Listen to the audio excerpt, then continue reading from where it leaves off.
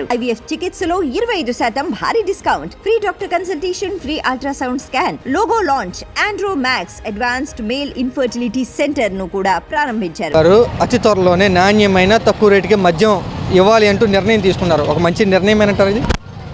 ఒక రకంగా మంచి నిర్ణయమే. ఎందుకంటే గత ప్రభుత్వంలో మనం చూసాము ఎట్లాగా లిక్కర్ మాఫియా జరిగింది. అంతా అసలు తాగుబోతులు అంటే వాళ్ళని త్వరగా మనం ఎప్పుడు మార్చలేము. ఓకేనా. సో కంప్లీట్గా మద్యం ఆపేసిన ప్రభుత్వానికి డబ్బులు మొత్తం రావు. ఇప్పుడు మనకు తెలిసిందే చాలా వరకు ప్రభుత్వానికి డబ్బులు అందుతుంది మద్యం మీదే. కనీసం ఎలాగో మద్యం మొత్తం ఆపడం చాలా కష్టం. అట్లీస్ట్ వాళ్ళకి ఇచ్చేదన్నా కొంచెం మంచి ఇస్తే మంచి. మద్యం అంటేనే మంచిది కాదు, దాంట్లోనే కల్తీ చేసి వాళ్ళని అనారోగ్యం పాలు చేస్తున్నారు. At least we should be giving.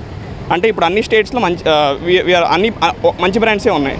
But మన ఏపీలో చూసారు అన్ని క్రికెట్ బెట్టింగ్, IPL బ్రాండ్లు అన్ని డిఫరెంట్గా వచ్చి ప్రజల ఆరోగ్యాలు పాడు చేస్తున్నారు. సో అట్లీస్ట్ కల్తీ మందులన్నీ ఆపేసి నార్మల్ బ్రాండ్స్ ఇస్తే బాగుంటుంది. గత ప్రభుత్వ హయాంలో ఇచ్చినటువంటి మద్యం కానీ బ్రాండ్లు కానీ వ్యతిరేకత వచ్చిందా జనాల్లో? ఆ వ్యతిరేకత వల్లే కదా మనం ఓట్లో అంత డిఫరెన్స్ చూసాము. మందుబాబులే ఓడించారా జగన్ని? మందుబాబులు ఓడించలేదు అనట్లేదు. ఓన్లీ మందు ఒకటే కాదు, జనాల మీద వ్యతిరేకత బాగా వచ్చింది గత ప్రభుత్వం చేసిన పాలన. ఇప్పుడు నాణ్యమైన మద్యం తక్కువ రేటుకి ఇస్తానని మద్యం అంటే ఎక్కువగా వినియోగం పెరిగే అవకాశం ఉందా?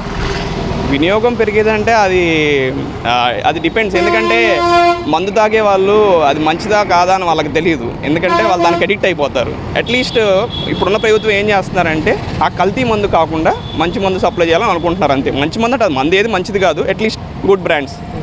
మంచి నిర్ణయం అయితే మంచి నిర్ణయం. ముందు ప్రభుత్వానికి పెట్టుబడులు లేవు, ఇప్పుడు మొత్తం కొలాప్స్ అయిపోయింది. అట్లీస్ట్ గత ప్రభుత్వంలో మనకి ఏపీ క్యాపిటల్ అంటే చెప్పడానికి లేదు. At least now we have a capital Amaravati and it is developing.